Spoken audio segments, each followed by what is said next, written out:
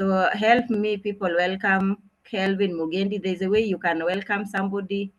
You can put that celebratory emoji. You can clap.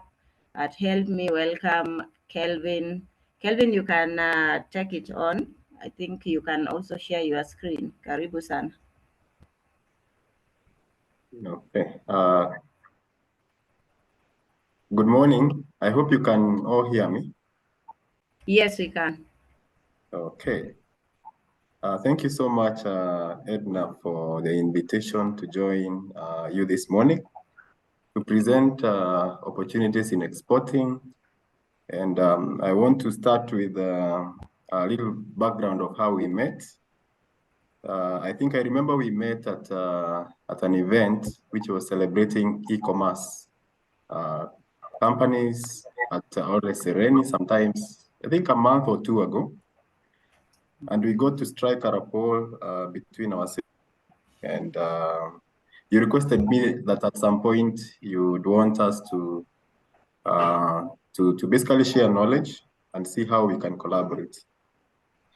So as you've heard, my name is Kelvin Mugendi, and I'm an international trade specialist. I work at Kenya Export Promotion and Branding Agency as a principal officer in Trade Advisory Services Department.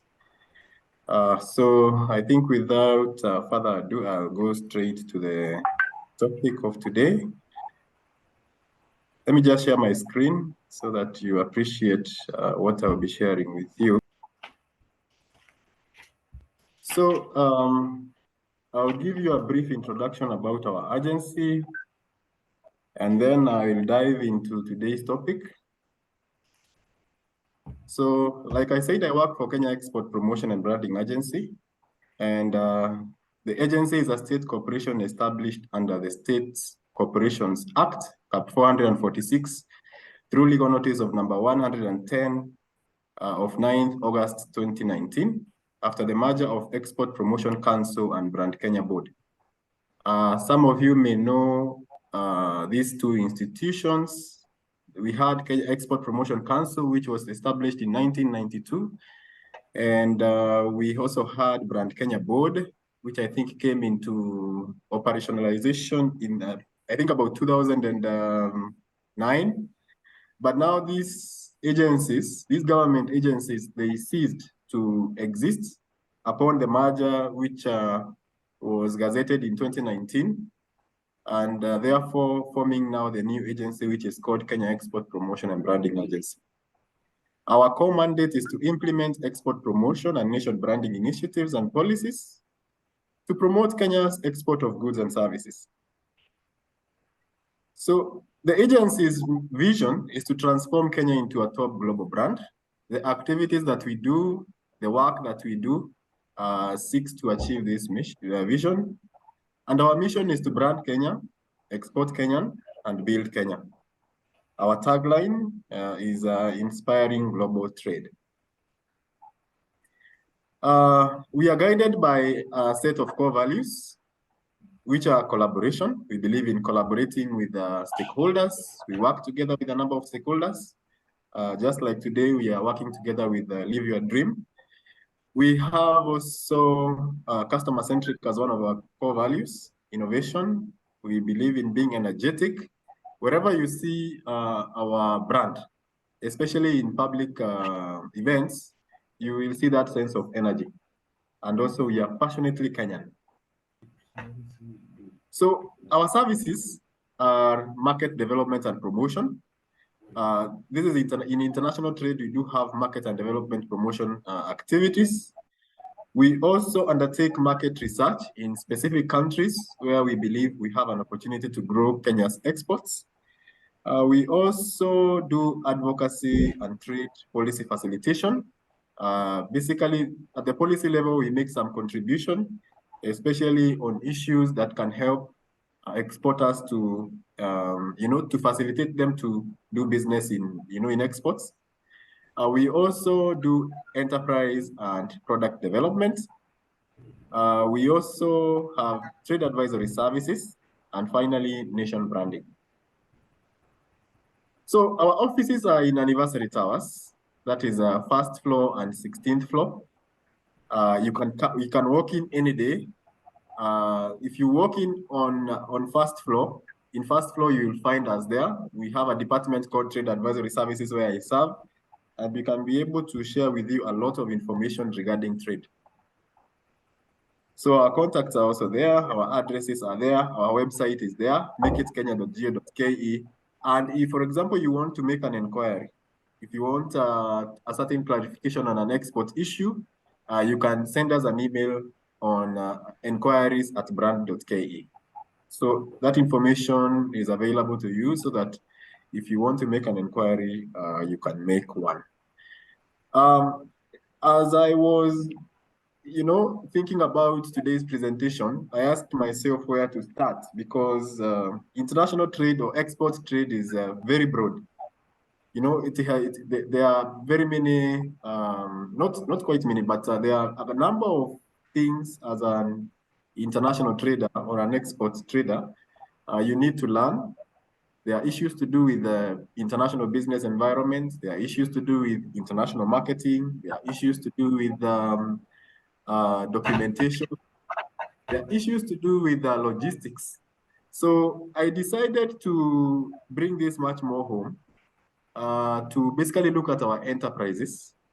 And I don't know how many of us are exporters, or I don't know how many of you may be exporting or who are undertaking export trade, but I thought I would bring it much more closer home to a place where we can all relate and basically look at our businesses and see whether can we venture in export trade.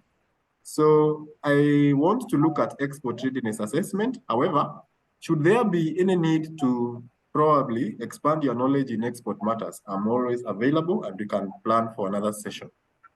So today's topic, what I want us to focus on today is export readiness, at an enterprise level, at a business level, your product or your service, whatever you're offering. I would like us to assess that business readiness to export. So when you are assessing export readiness, what are the things that you would look at? What are the issues that you are likely to go through if you really want to participate in export business? The first thing you need to look at is your product and production capacity. Yeah. And the questions that you need to ask yourself here are, does your company have a product that is available in the domestic market? This is very important because, if you have a product, you basically have some level of confidence of how you operate locally. And also, you are familiar with the legal framework or the legal environment and the business environment that you operate in. Just like in trading locally, also when you decide to do exports, there is a certain environment. You will face a set of or another business environment that you require to comply with. Legal requirements, environmental requirements, market requirements.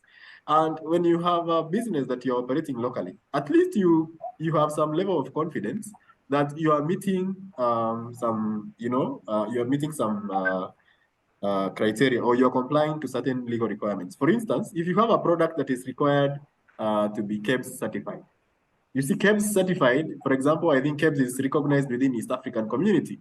So at least you are a bit ahead rather than somebody who is just who is planning to start a business. So the first thing, does your company have a product that is available in the domestic market? And how probably are you, how well are you performing? The other issue, does your company have sufficient production capacity to supply domestically and to export markets? This is a key question that you need to ask yourself. And I must say this is a number of Kenyan businesses really think that they can do export business, but here they fail.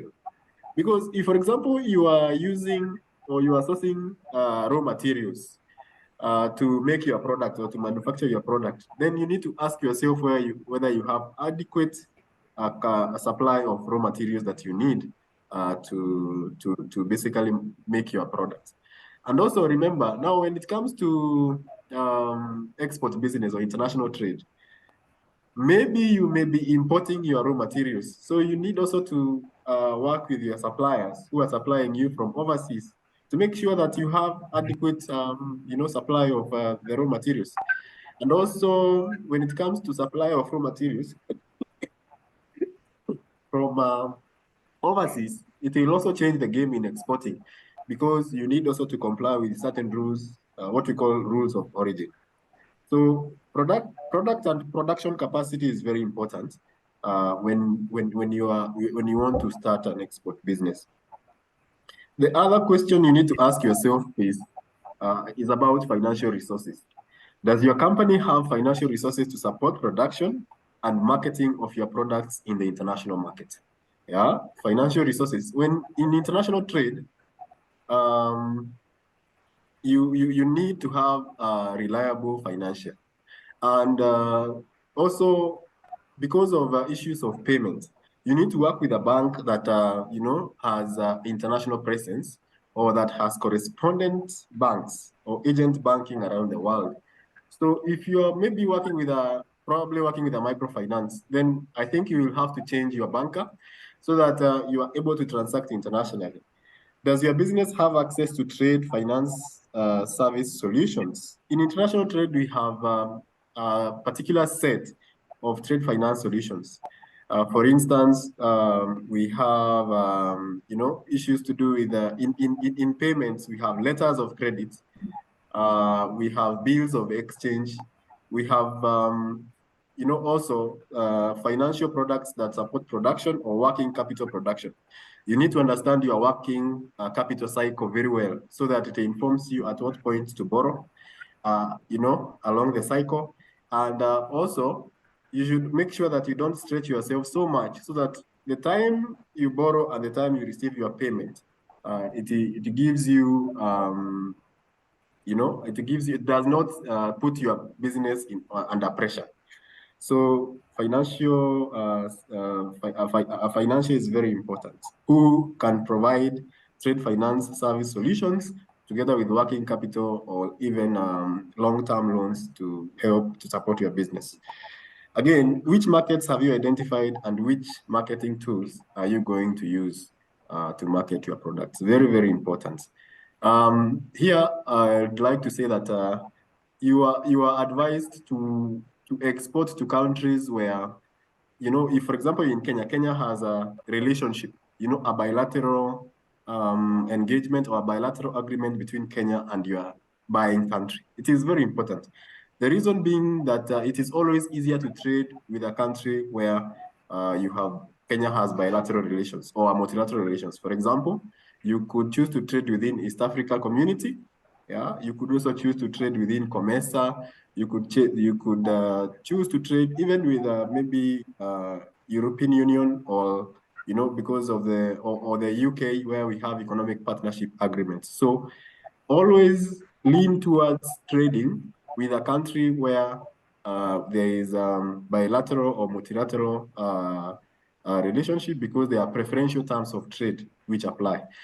But if you choose to trade with a country where we don't have a relations, it is possible, but also expect to have maybe a little bit of pressure because of there's no relationship between Kenya and that particular country. So the rule of thumb: trade with a country where we have bilateral or multilateral relationship. So other resources that you need to look at in your business are the staff. Do you have, the staff to support in production, in marketing, in handling inquiries? Because as a business person or a person who owns a business, you sit at the top, and therefore you should at least have a few people to help you to support to navigate the export business and to deal with issues that come. If you do it alone, you might get a lot of burnout because export business is a little bit intense. It's more intense actually than the local business. You will work with freight forwarders, you will work with people in logistics, you will work with quite a number of people, and you need somebody or staff to support you. The time, you also need time. If you are supplying goods and services, you need storage facilities, and probably you might even need, shift requirements, additional shift requirements. For example, you may need to meet the production quantities, you might want to work maybe more than 8 hours. So you need to plan very well for that. So do you also understand export procedures?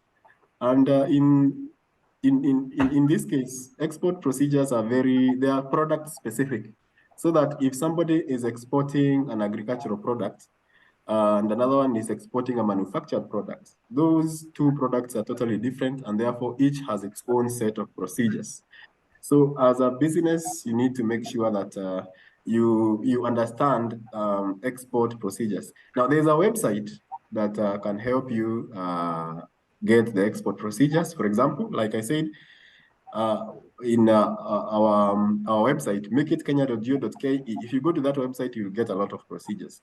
But also, you will find procedures at infotrade.go.ke. If you use those two sites, makeitkenya.go.ke or infotrade.go.ke, you will be able to access so many export procedures. So you need to be familiar with export procedures of your particular product that you want to export, because it is from those export procedures you learn on one, the export documentation that is required. You will also get to know whether you need an export license. You will also need to know whether you need an export certification, certificates. You will also need, maybe probably to join the single window system that is used by all exporters in Kenya to clear their products or their products when they are exporting. You also need to understand methods of payment in international trade. Probably here if you operate locally and you are supplying a product or a service, probably you are paid by a check and then you cash it, or maybe an electronic funds transfer.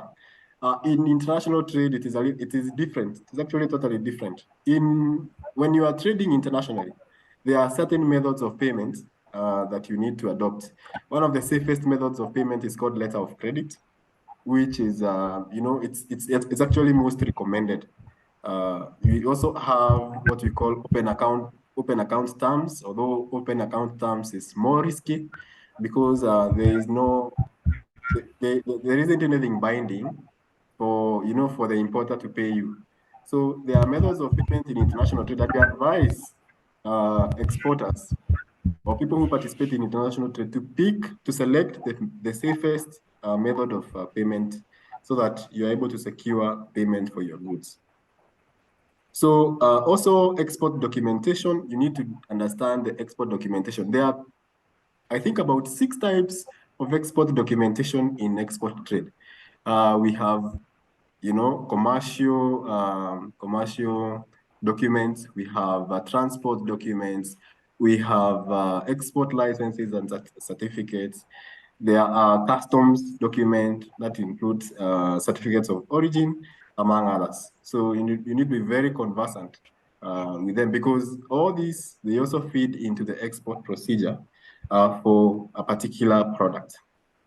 So a product modification, when you are exporting, you also need to look at whether you are able to modify your products according to the country requirements. You can see the picture that I've put up there. It is the same products. You can basically see the same product, but packaging is different, labeling is different, the way the product looks is different. And this can be necessitated by the market requirements of that country. For example, if you're going to export your commodity or your product into an Arabic country, your importer might require you to do your labeling in both Arabic and English, or they may also ask you to do exclusively. You may want to do, they may ask you to label the product in Arabic exclusively. So you need to, ask yourself whether, if I'm going to trade, am I able to modify my product? They might also require you to package your product in maybe slightly less or smaller packages, or even bigger packages. These are things that you need to look at, and you know, probably see, and they have investment or expenditure implications. So you need to be ready to encounter such an issue. Then we have product standards. Here in Kenya, the standard that is widely known is KEBS. You'll be surprised also to learn that each country has their own standard, and probably when you're exporting, you'll be required to meet a specific standard. So when you look at your product, are you able to basically meet international standards? There are standards like ISO certifications that importers require. And ISO certification is also good because it helps you to secure some businesses. You need to look at it and look at your business and see if I'm required to comply or to conform to a particular standard. Is the business able to comply with that standard? So that is also very important. You need to draw a marketing plan. Does your company have a marketing plan, you know, developed for export markets? When it comes to marketing, basically these are a set of activities that will help you to, reach to your customer. If you look at your products, first of all, are you going to supply your product as a raw material? Is it going to be supplied as a finished product that is directly going to the shelf? Okay. So if you have to determine, where to play, are you going to maybe supply a distributor who then takes it to the retailer, or are you going to supply somebody who is going to add some value into your product and then, to reach to your customers? That is very, very important because the level of investment is different. The level of involvement is also very, very different. And also the marketing that you do, your target audience is different because when you export in bulk and you're exporting raw materials, then your target customer here is probably a manufacturer on the other side or a processor on the other side. But if you are exporting a finished product, then that means that product is going directly to the shelf.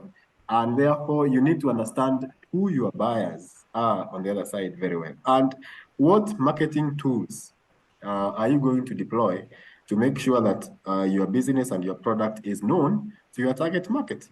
Probably if you are using a finished product, you may consider e-commerce. E-commerce is become very popular. You need to ask yourself, is e-commerce the best place for me to place my product? An e-commerce platform. You also need to ask yourself, if I'm dealing with a manufacturer or a processor, then perhaps trade shows or trade exhibitions would be ideal so that I'm able to go and meet the people who will buy from me. So marketing plan is very important, and you need to look at your business in terms of, is my business delivering a finished product, or am I supplying a raw material, for processing? You also need to look at competition.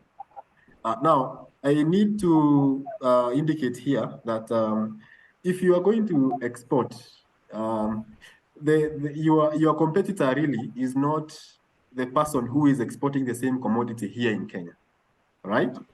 That is not your competitor. You look at your competitor in terms of the country that is exporting, the other country that is exporting to the same market, and they are exporting, a similar commodity. Yeah. So you ask yourself, do you know who your competitors are? What is their pricing and distribution channels in the market you have identified? What do they have a specific competitive advantage? And to zero in on that here, you may want to ask yourself, when you compare the cost of production in Kenya and you compare the cost of production in the competing country, who has an advantage over the other? So that you know how to position yourself in that market. Are you going to position yourself as a cost leader, or are you going to position yourself as a quality? Are you going now to price yourself, to compete on quality, or are you going to compete on, on cost? So pricing and stuff. So you need to understand. And like I said, your competitor is not the person, the Kenyan exporter who is exporting the same commodity as you. The person, your competitor is, the business person in that other country. Their business environment. Is their cost of production, is it lower than Kenya, or is it higher than Kenya? Those are the things that you need to look at, and that will determine competition in your destination market. So also, trade fairs and exhibitions. Are you willing to participate in international trade fairs? Trade fairs are a way of, increasing your brand awareness, like you can see on the picture that I've put up there. It helps your brand. This is an opportunity for you to interact with distributors, retailers, the people who basically know how that market operates. So you need to assess your preparedness or your readiness to participate in a trade show. And how you go about it is you check the relevant trade show for your product. Please don't participate in a trade show that that is not relevant for your sector, because you will have spent money and you will not have returns on investment. So prepare adequately by preparing a budget and if possible, make sure that you have about 5 prospects before you participate in a trade fair. And also learn on how to negotiate a contract, so that when you go to that trade fair, you will basically be, closing deals. Identify 5 buyers before you attend a trade fair. And when you go there, make sure that you meet them, and at least you close at least 1 or 2 deals to supply that particular trade fairs. I would also want to say that if, for example, you export in certain markets like the European Union or in Europe, there are certain, let me call them non-governmental organizations, NGOs, and maybe embassies that support exporters to participate in, in trade fairs and exhibitions. So once you identify the market, you need also to look at probably to get more information and to get more support, you need to work with that embassies, that country embassy in Kenya. Make sure, go there, introduce yourself, share your business cards. In fact, invite them over even into your business to basically come and see it, because it will give you mileage. They can even give you referrals, if they get the confidence that you are able to do that business. So, like I said earlier, in export documentation, in Kenya, when you are doing export, there are some businesses that are required to have an export license and permit. For example, if you are in agriculture, you need to make sure that you have that an agriculture and food authority license, that permits you, that allows you to conduct export business. So very, very important. If you are required to do a license, that is the starting point. Go to the relevant authority, make sure you obtain the license, because that is the starting point that will allow you to basically start the export process. But also, you will get a lot of information from your licensing authority, the relevant sector. Like I said, if you're in agriculture, you go to Agriculture and Food Authority. I would also want to say that if, for example, you are in manufacturing, it is also advisable to join the relevant, what you call trade association, like Kenya Association of Manufacturers. It's important. Go identify the appropriate package for you, join them, because at some point that certificate, you may need it to prove that you are a manufacturer. Especially when you are exporting to markets like USA. So make sure that you have the relevant license and plan for it.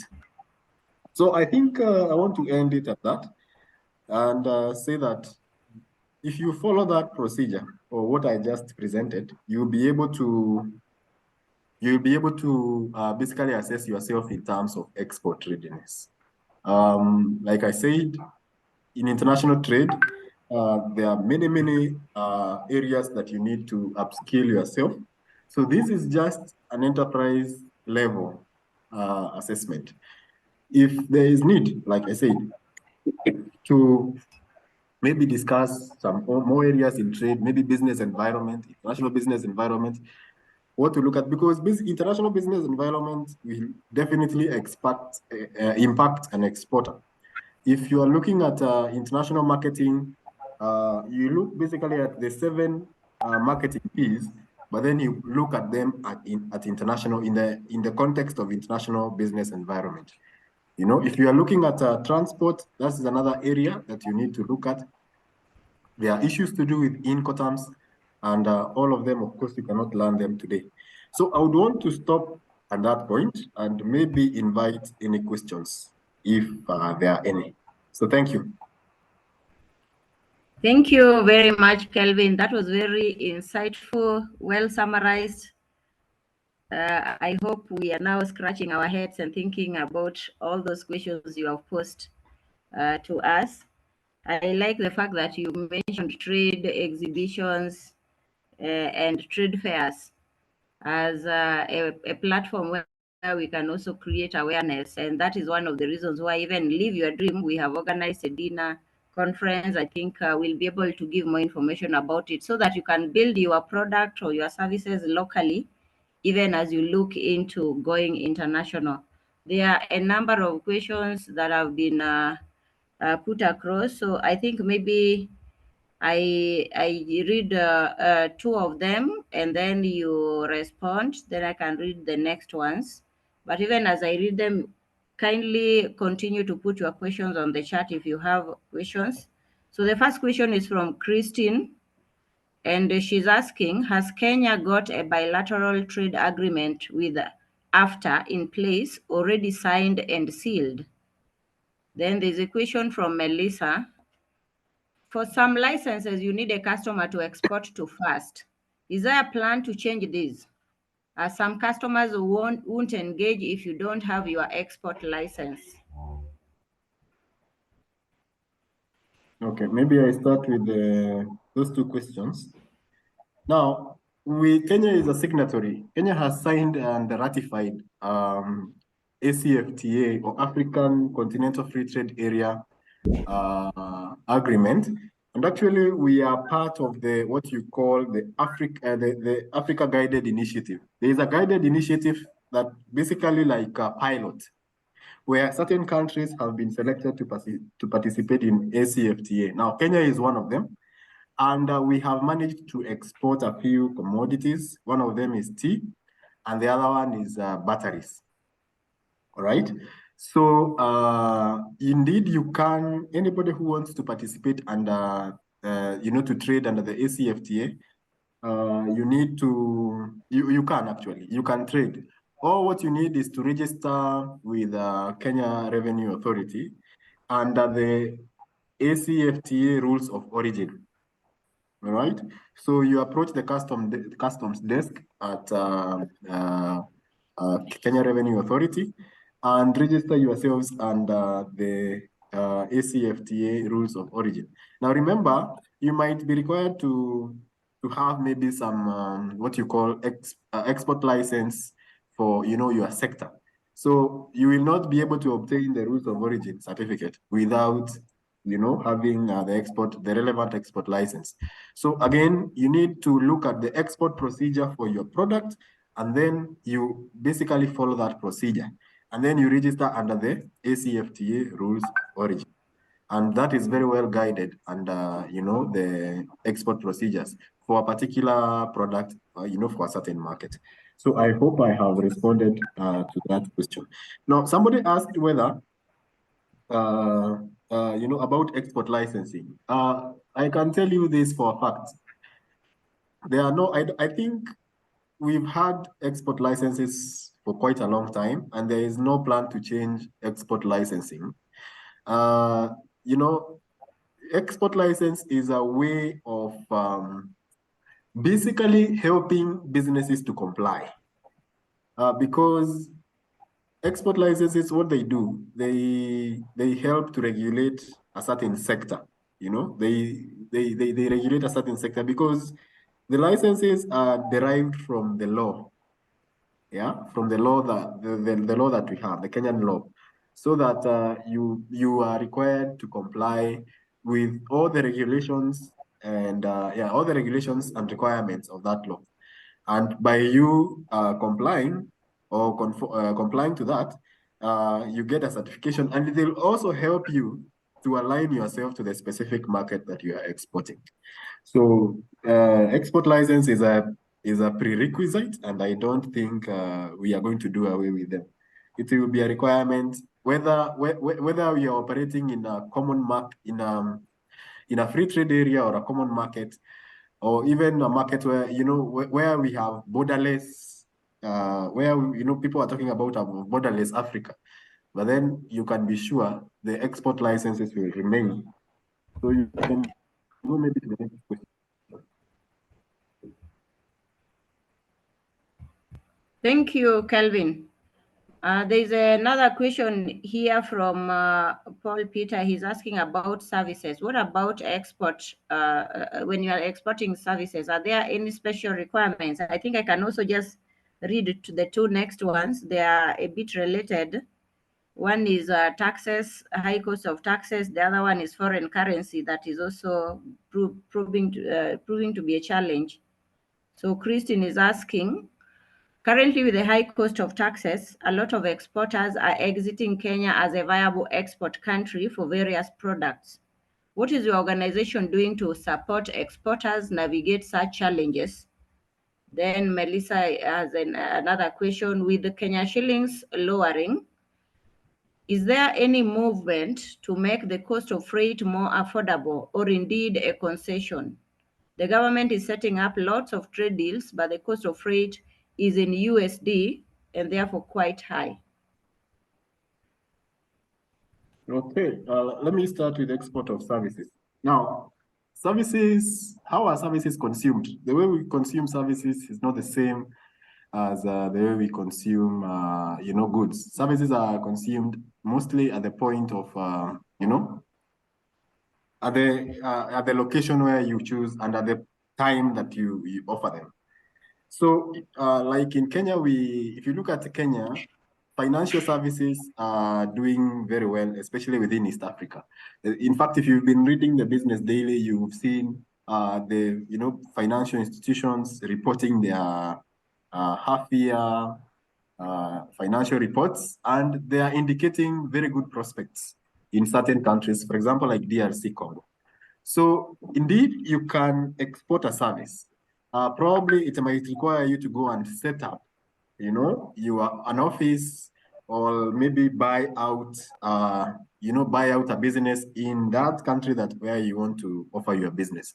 So you need to look at that very well. What you need to do is, first of all, comply locally with all the legally, if it's a license, if it's a permit, make sure that you have all the required local permits and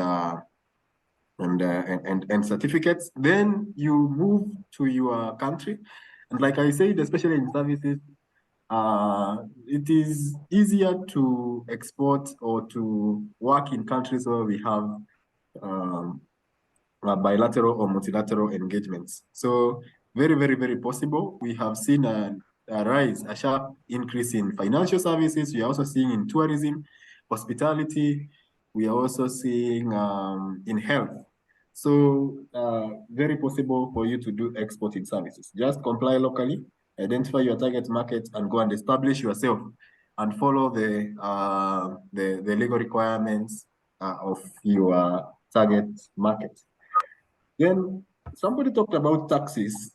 I want to now, taxes, when taxes are introduced, there's a certain motive on taxes. When taxes are introduced in a country or are levied or are introduced in a certain area. And I'm not trying to defend, but I want you to look at it. You have somebody who is importing a commodity that is locally produced. Yeah. So how do you protect the person who is producing locally? One way that taxes can be used is basically to increase some tax, especially on the importing country, to basically protect a nascent industry that is, which is local. But also there are times when taxes disadvantage entrepreneurs. And like one of you said, we have seen somebody shifting from Kenya, moving from Kenya maybe to another country where probably there is a tax advantage, or that will make him more competitive, because taxes, of course, affect the competitiveness of your product. Now, taxes are a national policy. It's a national policy. It's or probably what I would say, I would call a tax regime in a country, and it is decided at a very strategic level nationally. Now, we play a part, of course, like I said, we do advocacy. Yeah, we do advocacy, and there's, of course, a lot of outcry. We can hear it, and we do papers that end up in, for discussions or for panel discussions, and people look at ways of how they can support. But also, when taxes are also being levied or they are being imposed, we also look at what the rest of the countries within East Africa are doing. For example, you may even you may have realized the issue at the airport where you need to declare your goods when you are coming in. All those issues are determined within the context of maybe the economic or regional economic community that that country belongs. So that issue is being looked at. But also remember, Kenya is very strategic, especially for East Africa, because Kenya is seen as a gateway to East Africa. So as much as we may want to talk more on taxes, of course, it is known that taxes have gone up, but we still see companies even that maybe establish in other countries within East Africa, they still want to come and establish in Kenya, because Kenya, we are quite ahead in financial services. We are quite ahead in technology. We have access to a port, the roads, infrastructure, our internet, all those enablers, trade enablers put together. Kenya is quite ahead. So I may not have provided a satisfactory answer to taxes, but there are other things that also businesses look at, not just taxes. Taxes, well, it's one thing, but there are also other issues to look at. Let me talk about the foreign currency. And here I think the person who asked this question was alluding to the shortage of the dollar. Now, if you are trading within Africa, the African Continental Free Trade Area, through Afrexim Bank, have introduced a system called the Pan-African Payment and Settlement System. Now, the Pan-African Payment and Settlement System, basically how it works is that you will not need to trade in dollars. The person who you are exporting to can pay you in Kenya shillings. Now, what that means is that you need them to work with a bank that is operating the Pan-African Payment System. And here in Kenya, I think KCB and ABSA, and I think also Standard Chartered have joined the Pan-African Payment System, basically to support trade, to support trade. Now, I have done an article on the Pan-African Payment System. If you go to my LinkedIn page, Kelvin Mugendi, please look at that article on Pan-African Payment System and read from it, because what it's doing is it is doing away. People are really trying to do away with the dollar, much as it is difficult. But the Pan-African system is trying to sort out that issue, especially especially within the African Continental Free Trade Area. Now, also, I would want to say that if, for example, you are exporting maybe to another country outside Africa, now that the prices of the dollar against the shilling has gone quite high, remember, that is an advantage to an exporter. So it gives you an opportunity also to make more, much more income. You can even decide to probably invest part of your revenue you know, as you look at whether, you know, the fluctuation and how it works. So my view on this is, if you feel that you are exposed or there is a risk in trading using the US dollar, especially within Africa, basically use the Pan-African payment system, identify the bank that works with the Pan-African payment system, and basically monitor what is going on with the currencies. It is not a permanent. It is usually not a permanent challenge. It is a temporal challenge. And as an exporter, I think for me, with the shortage of the dollar, sometimes it works. It works for you because exporters are the people who are bringing dollars to the country.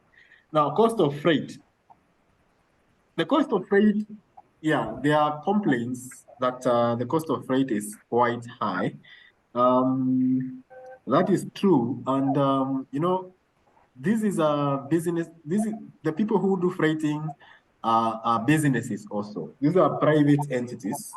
And there has been discussions to bring the, you know, the price down, but also they are talking about increasing fuel prices, you know. So there are discussions. Even for example, under the ACFTA, the biggest challenge that we have is getting commodities to the other countries, you know, in time. For example, the consignment that was flagged by the president of tea to Ghana, it took about, I think, 45 days to arrive. You know, 45 days is quite a long time. And, you know, that is a whole issue altogether. So one of the things that is being done is to make sure, and now the African Union, countries are committing to develop what you call infrastructure in their countries, you know, so that like Kenya is now required to extend the standard gauge railway from Kenya to, you know, to Uganda. You know, Uganda also must do their part, maybe probably make sure that they're able to reach countries like, you know, like DRC. So if economies can take the issue of developing infrastructure seriously, then that would definitely support, you know, easing of cost of freight. But as it is for now, I think we are likely to continue feeling the pinch of the cost of freight because as it is right now, no much solution has been achieved. So thank you, Edna, for that. Yeah, thank you, Kelvin. I think there are just three more questions and we are done. One is a follow-up question from Melissa. She asked about the licenses, the need for licenses, which you responded to, but her question is on the requirement to have somebody on the other side to export to first, because there's this condition that you have to have an exporter, a client to export to first.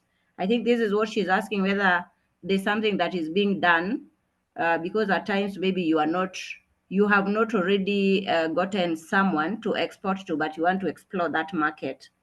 If that is not what Melissa you asked for, if we still have time, you'll be able to explain it further.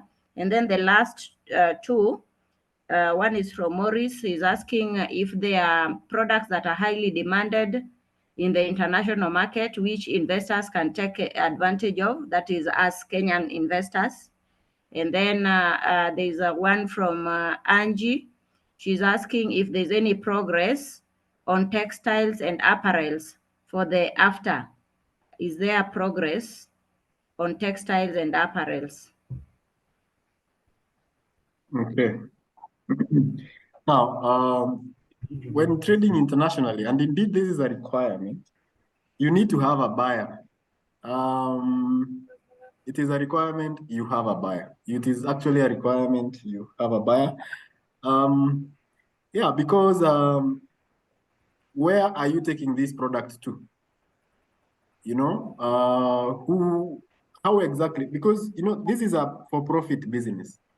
How exactly, how exactly, who are you delivering to? And is it for sale? You know, all those issues need to be clarified. And it is essentially important for customs. Remember, customs have to collect data. Yeah, they have to collect data on who is buying, what is the price. Basically, the commercial invoice has to indicate all that.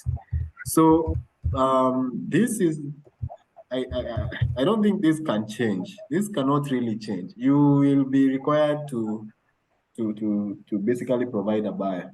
It is a requirement, and this, I don't think this is going to change. So you might need to comply. You might basically prepare yourself to comply with that requirement. It's easier, and that way, so that you don't encounter, problems. You might encounter a serious problem if you don't have, I mean, the questions that you may be asked, you may not be able to respond. Now, are there high demand products? I would say this. If you want to participate in export business, do an analysis. Yeah. Do an analysis. Do an analysis of probably what Kenya exports. There are tools like ITC trade maps that can help you to do an analysis of, demand, can help you even identify maybe demands in the market, and maybe you can be able to pinpoint a product and, drill down on it, and probably see an opportunity. Well, of course, there are products with high demand. That one cannot be refuted. All what you need to do is basically sit down and do a research. Probably look at the top 5, products, that we export. But also go ahead and look at what you call demand fluctuations. What really, what is it, a seasonal product? How is it consumed? You really don't just ask yourself high demand products. You need to look at other things as well. If you look at high demand products alone, it might be deceiving. So you need to look at other factors as well. Don't just look at high demand products. So high demand products are there, but it is required that you do more analysis on, especially on the markets that is demanding, and the seasonality, the business environment in that area, how the product is consumed, the legal requirements, the market requirements. Then on the issue of textile in ACFTA, this is, I think, something I will need to follow up because I don't have quite information on it. So maybe you might want me to get back to you on that. But back to you. Thank you very much, Kelvin. We really do appreciate, and I think I'll just call Maurice. Before I call Maurice to give a vote of thanks, time does not allow us to exhaust all the questions. I know there's still another question from Christine, who is feeling like as a country, we are not doing very well when it comes to international branding. Like this year, the stand in Berlin, Germany was a big letdown. In Madrid, Spain, fruit attraction, Kenya had no stand at all. So I think she's asking for any plans to improve this. I think these ones we can take them offline.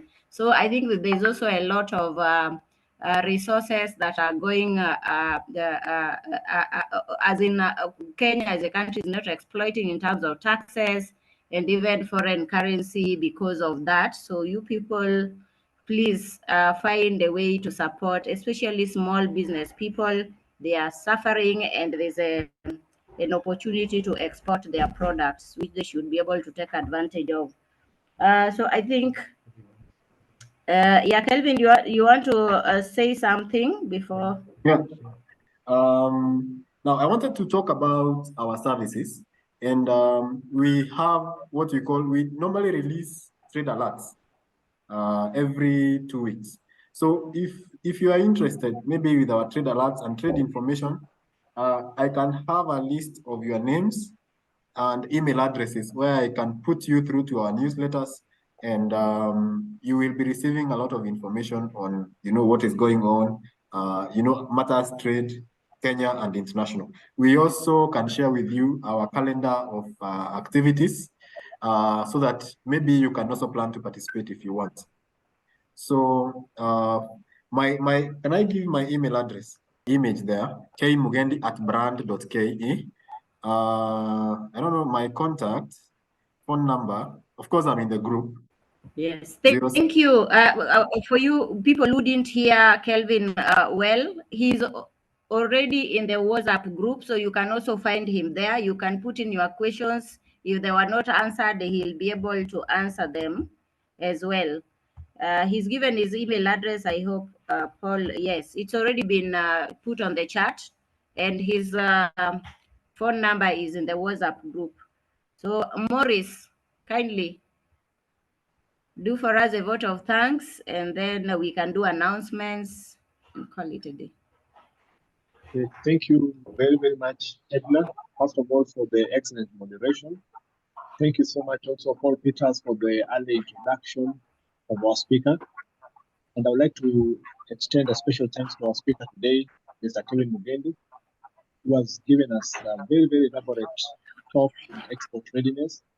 Personally, I really learned a lot from international trade, like being an international trade specialist. We have really covered a lot of area in terms of understanding the product, that's what we're going to prevent, the raw materials, whether they're needed or not. Just having an understanding of the legal environment, both in the country of origin as well as the country of export. You've shared with us about export procedures, the resources that are required, the issue of looking at standard certification like KEPS and even in those foreign countries. So I'm just feeling like, not really some of them, but just some of the things I learned from my side, just to really appreciate what you presented us today, even including understanding competition. And I also like the perspective we look. Sometimes we look at competition in terms of the people competing with from Kenya, instead of looking at the competitor from the other country who's also exporting to the same country. I also liked you shared about options to go around the dollar challenge, like the Pan-African payment system, which I find is very, very interesting and very beneficial to us. And you've also covered so many other topics in the course of this session, and we really, really appreciate you for having come to this. We know that you'll be available next time. And thank you also for the participants for being there, for the questions that have been asked. I know this one was really enriching for us as we start the week. Thank you, everyone, and may God bless you. Thank you very much. Thank you, Maurice.